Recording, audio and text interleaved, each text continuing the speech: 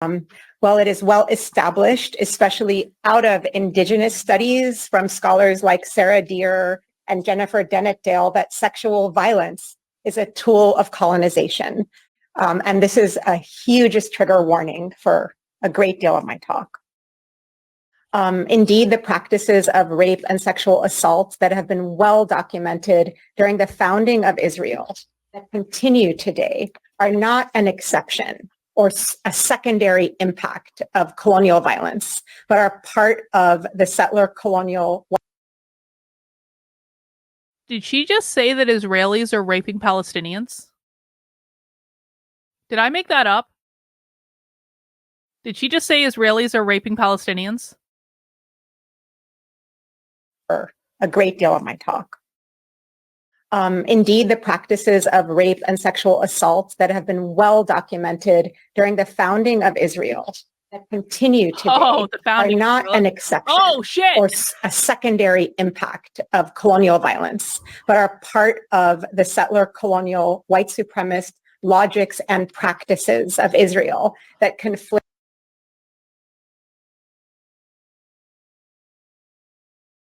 She's saying that Israelis raping Palestinians is part of the overall plan of the colonization of Palestine that still continues to this day. Can someone call the ADL? Can someone call the like okay, I don't support the ADL, but can we call the ADL? And the ADL is not going to like this. No, I don't think she's saying proverbial rape. I think she's saying actual rape.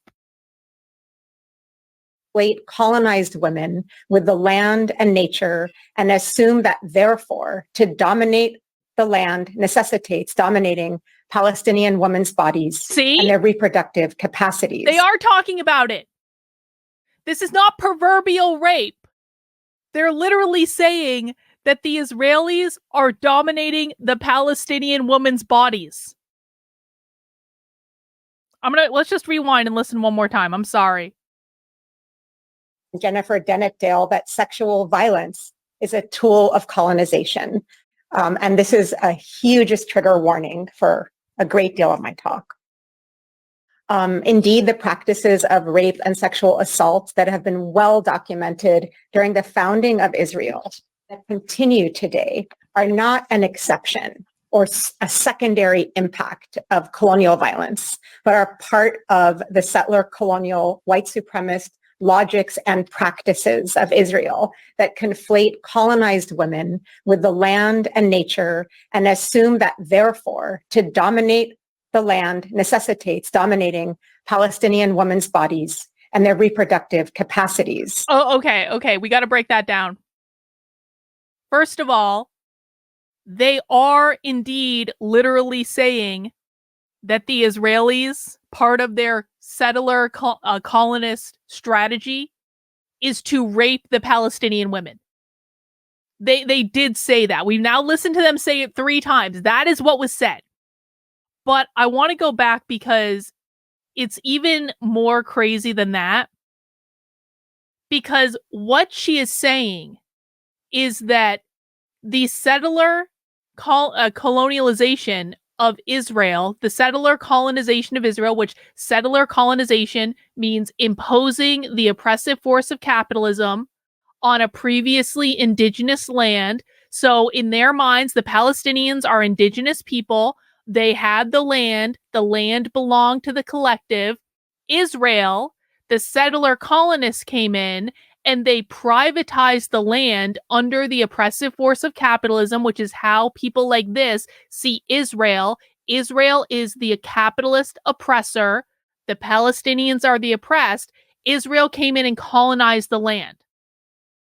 And then what she said is that when Israel came in and colonized the land, they also saw women's bodies as the same as the land they had just colonized, which meant that they saw the Palestinian women as property, private property, which is the same as what they say when they say that capitalism caused slavery in America, slavery being the ownership of people as private property, and that slavery created systemic racism in America. It's the same thing. They're basically saying that when Israel colonized Palestine, that they also colonized the bodies of Palestinian women and made them private property. So essentially making Palestinian women the slaves to Israel, with which they could do whatever they want, to include raping them, which is apparently part of their strategy, according to this woman, not according to me, according to this woman, including, forcing them to have children they don't want to have, stuff like that. Does everyone understand? That's what she just said. Let's just listen one more time so you can hear it. Indeed, the practices of rape and sexual assault that have been well documented during the founding of Israel that continue today are not an exception or a secondary impact of colonial violence, but are part of the settler colonial white supremacist logics and practices of Israel that conflate colonized women with the land and nature and assume that therefore to dominate. They conflate colonized women with the land and nature. And because they're conflating the colonized women with the colonized land, that means both the women and the land are privatized under the oppressive form of patriarchal capitalism, because the patriarchy was also created by capitalism because it put men in positions of power, et cetera, et cetera. Yes, that's what they're saying, Maldi. They're saying that when Israel colonized Palestine, not only did they privatize previously indigenous land, they also privatized the bodies of Palestinian women.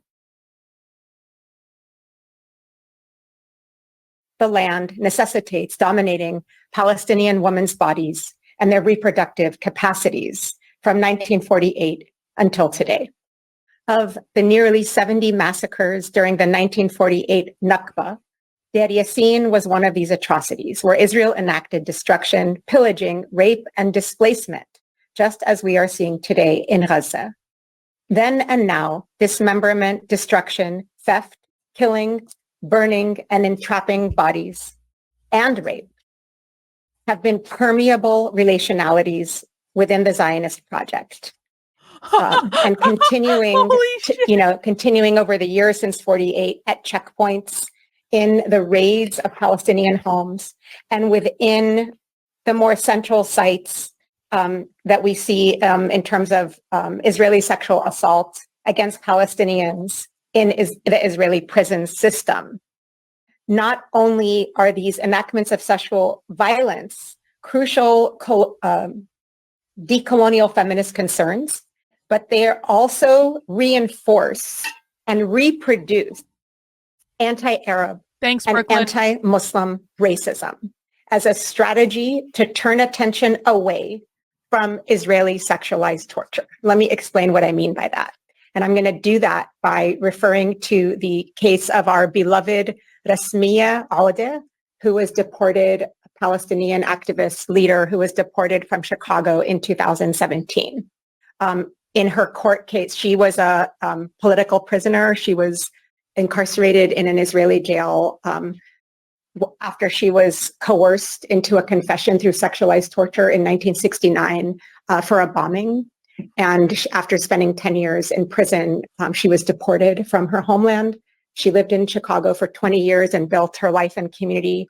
And then actually, this is a really good point from Dog Whistle Daniel. Communists see Jews as white when they are in Israel, but they see them as non-white outside of Israel, which is interesting. No, that you're exactly right about that. But why is that? That has nothing to do with reality. We all need to just dispense with this. This is not something that's grounded into reality. But the reason that they see Jews as white in Israel and as non-white outside of Israel is because when they're in Israel, they are the oppressors. They are the bourgeois. They are the capitalists. They are the private property owners. They are the ones with all the resources. When they're outside of Israel, They are not the oppressors. They are the oppressed. I'm saying what they believe. I'm not saying what I believe. They see them outside of Israel as being oppressed, as being victimized, as being part of intersectionality. So that was a really good observation. The U.S. relying on 500 pages of military documents from the Israeli courts deported her to Jordan. In her case, we learned about the pattern of using racist, colonial, sexist discourse. We learned about how Israel uses racist discourse about Palestinians, Arabs, and Muslims in their sexualized torture. So let me explain. There is this racist assumption that Arab culture is hyper-misogynist and rooted in apparently backwards or savage concepts of family honor and shame. In one well-established pattern, Israeli soldiers threaten Palestinian detainees, but they will bring in a family member to watch the soldiers sexually assault them or punish them by sexually assaulting their family member. Indeed, Neda Elia has documented Israeli military intelligence officer, more recently, Mordechai Khadar, suggesting that the only thing that would deter attacks by a Hamas militant is knowing that if caught, his sister or his mother would be raped. What? This colonial strategy is driven by a racist idea.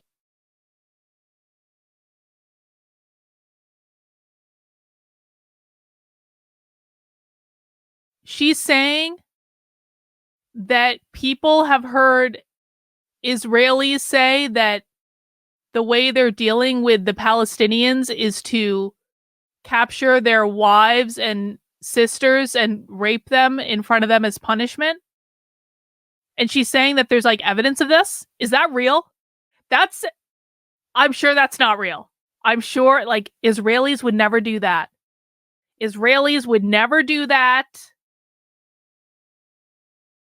But let's just listen again.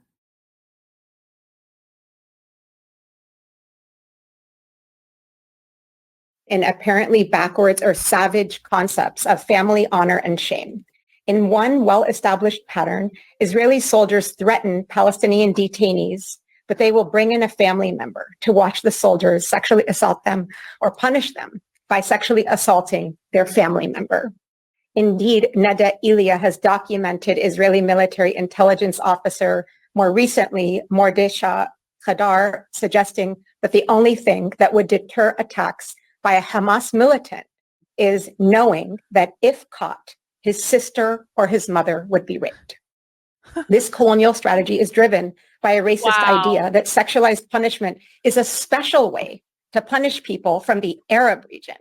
As this colonialist racist logic goes, since the many people often lumped together as Palestinians, Arabs, and Muslims are considered exceptionally sexist, sexual violence is then deemed especially appalling to them.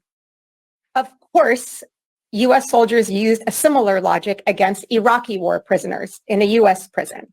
But I want to ask us, like my co-struggler Trishala Deb asks when she wrote about Abu Ghraib, for which culture would these acts of sexual assault, rape, and murder be less appalling? Today in Gaza, the UN has uncovered sexual assault, rape, and threats of rape, including Israelis taking and uploading photos of female detainees in degrading circumstances, borrowing again from the US in Iraq. And again reinforcing that sexual shaming of Arabs is an exceptionally viable strategy of torture and dehumanization against them.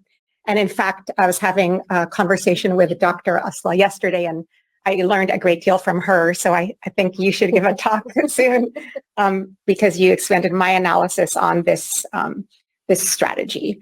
We are then witnessing this colonial strategy. What it does is it shifts the gaze around who the agents of violence are from the colonizer to the colonized. And we've seen this since October 7th, whereby anti-Arab, anti-Muslim racism allows the long history of Israeli sexual violence against Palestinians to become invisibilized, insignificant, not worthy of outrage, compared to reports of rape by Israeli women. Recording as stopped. if it's easy to explain as if it's easy to explain when Israeli women are raped because it's obvious. It's the savage Muslims. But when the survivors are Palestinian or people of color more broadly, courts and popular discourse invisibilize it. So we should be asked, is it only after Israelis have reported experiences of rape are the US state, corporate media, and Zionists the world over finally wanting to talk about sexualized violence in Palestine? Wait, check this out. Check this out. Stu, this is a really good point. So you guys just heard that they were recording this, and we know they've recorded other presentations in this series because Bot found the YouTube page where they've been posting them. But they stopped after the professor at the University of Chicago at Illinois started talking about how Israelis are raping Palestinian women as a way of keeping them under control and forcing Palestinian men to watch their wives and like sisters and mothers be raped by Israelis, they magically stopped the recording for reasons that I just can't understand. But luckily, our hero of the day, Stu Studio, was there, and he did not stop recording. So we appreciate you, Stu. We salute you.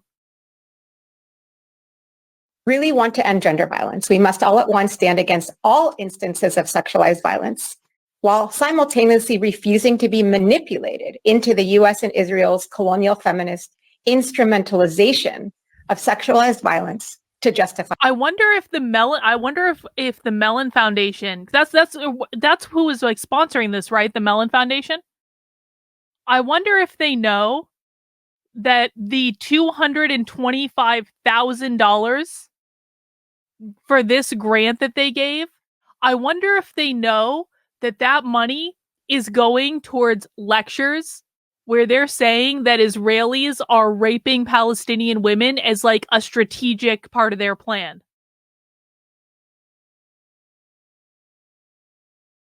That might be a good question, if I'm honest. Why is the Mellon Foundation sponsoring lectures to the tune of over $200,000 for this series in which leftist college professors are talking about Israelis raping Palestinians? Maybe we should ask that question.